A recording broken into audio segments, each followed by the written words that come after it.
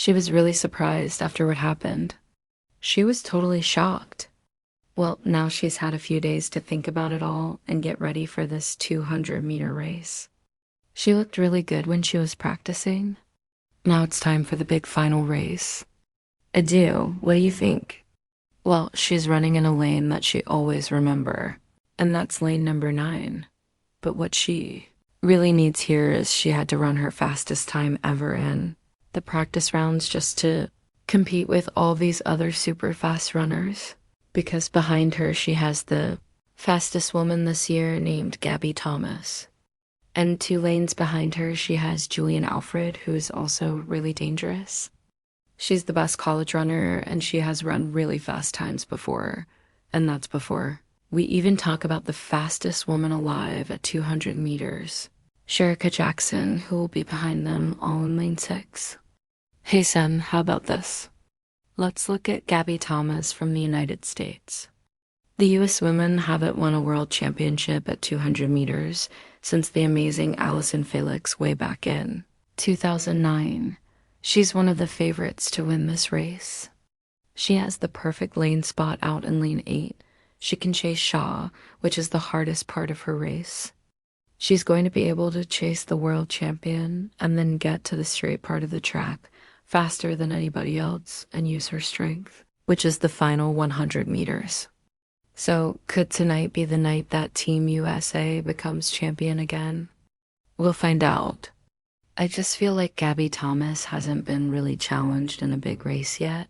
She easily won the US Nationals, but this woman on your screen is the favorite for a good reason.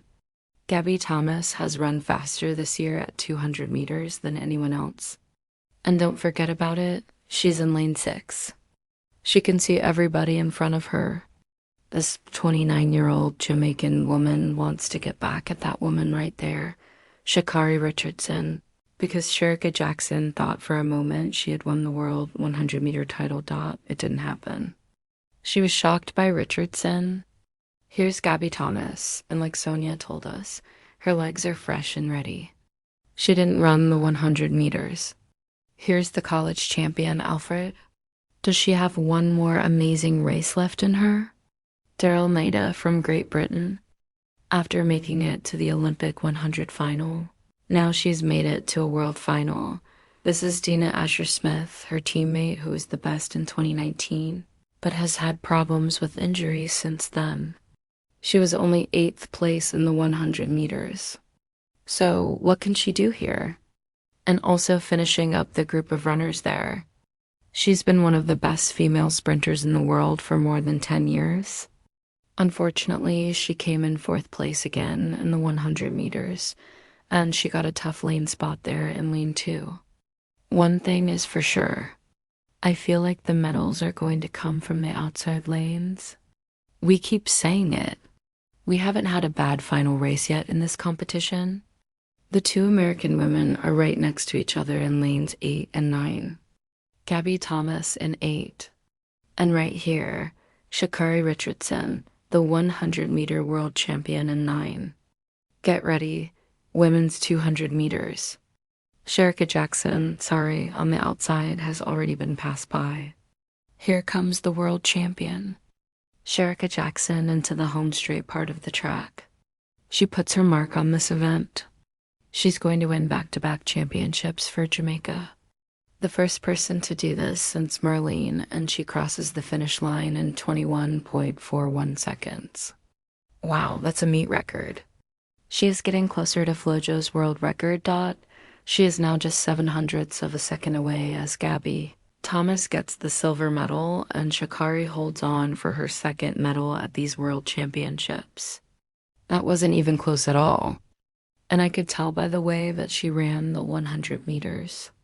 She was in the middle of the track. All of her main competition was in front of her. She did everything perfectly. We just saw the 2nd fastest time ever run, and it was at a world championship final. Oh my goodness. Just amazing running by these women. Look at Gabby Thomas. Her mouth is wide open. She can't believe it. It's Jamaica, the United States, the United States. And 4/10 of a second in sprinting is like a mile. That is as big of a winning margin as you will see in a sprint race in history at these world championships. We'll check the numbers, but wow, for a race that we thought, well, maybe somebody gets close. No contest Jackson by a mile, and that's the last time you convinced me to change my favorite pick. Shericka Jackson looked amazing, but auto. You also said it. Sha'Carri Richardson would need to run her fastest time ever, and she did, and she got a bronze medal. So she's leaving here with a gold and a bronze. This is an amazing first world championship. So here's another look. Shericka Jackson, fourth from the left, was playing it smart. I think she would have been frustrated by her inability to win the 100 meters. She came off of that turn and it was goodbye. Gabby Thomas tried to catch up late, but that's a lot of space between the Jamaican world champion from last year and the rest of the world. So she wins again and defends her title from Eugene. And the other women who run the 200 in the world know now if you are not ready to run 21.4 seconds. You have no chance to beat a healthy Shericka Jackson, and think about this auto Shericka. Jackson started out her career as a 400-meter runner. No one saw this coming.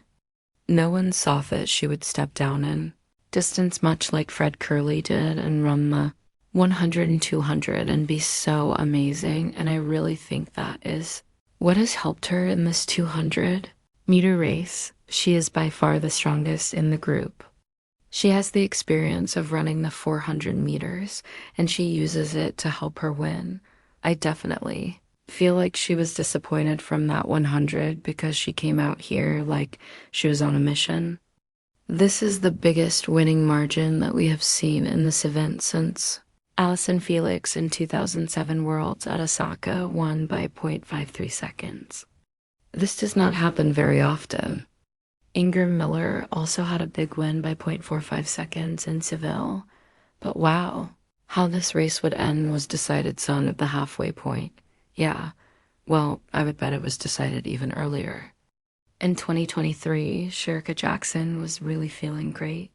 Her performances that season literally showed you that, hey, she's in amazing shape.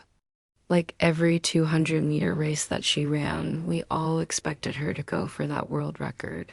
But she basically was saving it for the Olympics. Right throughout the season, she had perfect wind conditions, and at the moment when she said, hey, I'm ready to go for it, there was no wind to help her get the world record. 21.41 is the closest anyone has gotten since Flojo set that world record. How many years ago? Around 14 years ago. Elaine Thompson ran 21.55, which was the closest up until Shericka Jackson stepped in and started running some really fast times over 200 meters. And in that stadium, everyone was standing up because just the way she started that race, you could tell that, hey, she's going for it. And we knew from before the race started that she was going to go for it. And she definitely did. And she came really close. If she had just gotten like a 0.5 or even a positive 1.0 wind rating on that time, she would have gone anywhere close to 21.3 or 21.30, probably 21.2, who knows. But there was no wine to help her get to that world record, and it's just unfortunate. But she does have a lot more years left in her career. She's around 28 years old now, I think. And this year she said that she's no longer scared to say, hey, I want the world record. She's coming back from an injury, so I'm not sure how her season will be. She raced over 300 and 200 meters and lost to Julian Alfred this season, but she didn't look that bad. But to go for the world record this year, for me, seems a bit unlikely just because she's coming back from injury, but anything is possible, and it is still early days, so we can't really judge based on her first performances so far. We're still in the beginning of May. She has the entire May, June, July, August, September. So she has around 4 months left to get to amazing shape to try to break the 200-meter world record this year. So we'll just have to wait to see how her season goes. But definitely, we know she has all the ability. She has the speed, she has the right attitude, she has the technique, everything that is needed for her to break the world record. She just has to be in amazing shape, and the weather conditions have to be good as well. And yes, she needs a bit of wind for me. I think she needs around positive 1.0 or a zero point 0.5 wind reading to help her bring it across the finish line, and we'll definitely want to see that world record get broken. We want the 100-meter world record to get broken, and we want that 200-meter world record to get broken, possibly by a Jamaican. We know Usain Bolt holds both 100 and 200-meter records in the men's section, and we would want to see a Jamaican in the women's section as well, so we'll just have to wait to see if we're going to get it this season or next season. But yeah, feel free to leave your thoughts on this one in the comments. Do you all feel Shericka Jackson will break the world record, whether this season or next season or the season after that? Leave your thoughts on this one in the comments. Hope you all enjoyed this throwback 200-meter race from 2023. Women's 200-meter final at the World Championships. That's all for today. Thank you all for watching.